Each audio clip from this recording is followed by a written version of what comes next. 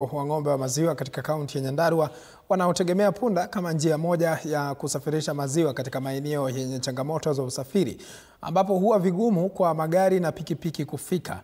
Wanakabiliwa na hatari ya kutoendelea na ufugaji huo.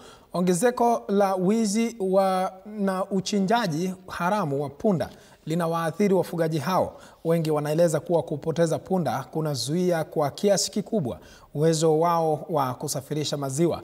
Mara nyingi husababisha hasara, huku baadhi wakilazimika kuacha ufugaji huo. Laban Muhinda na tuarifu mengi zaidi.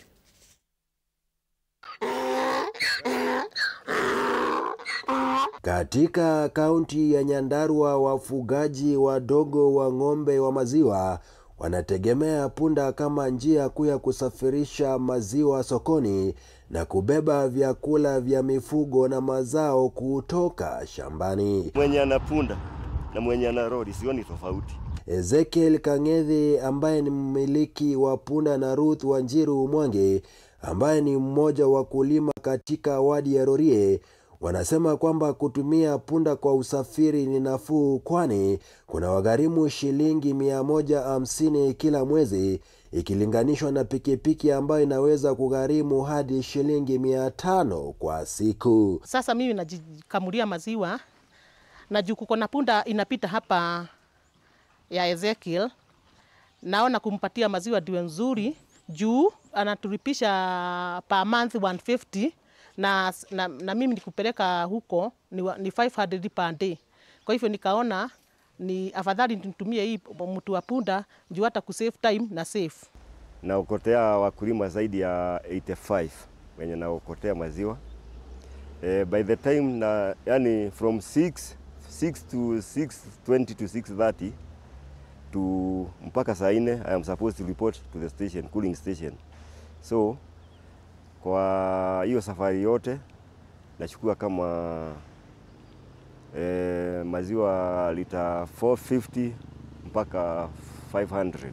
Na licha ya manufaa haya ya punda kwa wakulima, kuna tatizo linalotishia maisha ya wafugaji wengi wa ng'ombe wa maziwa Nyandarua, nalo ni wizi na uchinjaji haramu wa punda. Punda zangu zote niliamka asubuhi nikakuta zimepotea. Wale watu wanaibaga hizo punda wawache tu. Peter Mburu ambaye ni msafirishaji wa maziwa anaeleza kuwa alikabiliwa na hasara kubwa baada ya punda wake 6 kuibwa na kupatikana baadaye wamechinjwa kichakani, tukio lililomwacha bila matumaini ya kuendelea na kazi yake. Kitu saa 5 nikapigiwa simu nikaambiwa kuna mahali punda zimepatikana zimeuawa.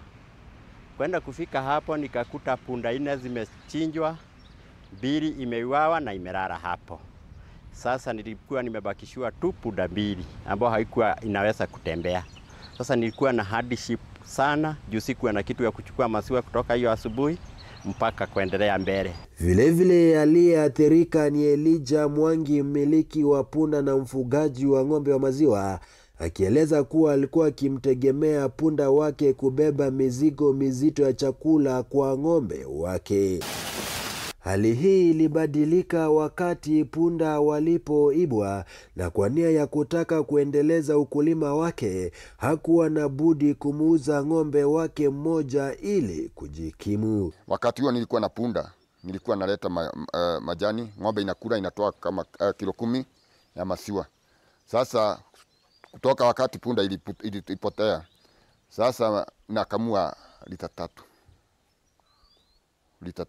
na niko na ng'ombe moja na tushaubiri. Ng'ombe moja niliuza sababu ilikuwa inakula majani. Sasa nikaona ninashindwa sana na kuipatia majani. Kwa upande wake Cynthia Kioko ambaye ni afisa wa shirika la Farming System Kenya anasema kuwa kuongezeka kwa mahitaji ya kimataifa ya ngozi ya punda kunachochea uchinjaji haramu na wizi wa punda. Mambo ambayo inachangia hii wizi wa punda ni kwa sababu ngozi ya punda inaexportiwa nchi ya China kutengeneza mafuta yenye inatumiwa na wanawake sana, inaitwa AGL. Kwa hivyo demand yake iko juu na iko na pesa. Kwa hivyo ndio maana wanatafuta punda kwa njia ya wizi kupata kumit demand yao, na ndio wakulima wanaathirika juu hawachukui punda na consent ya mkulima, ni kupitia wizi. So we think the driver of this illegal business is mostly the high demand of the meat in the urban towns. Na ili kupunguza hili, Kioko anasema kuwa kuna haja ya kuelimisha umma kuhusu ustawi wa punda kupitia vikao vya mafunzo na programu za ushirikishwaji, na kuwapa wakulima fursa mbalimbali za kupata mapato kando na kutegemea punda pekee.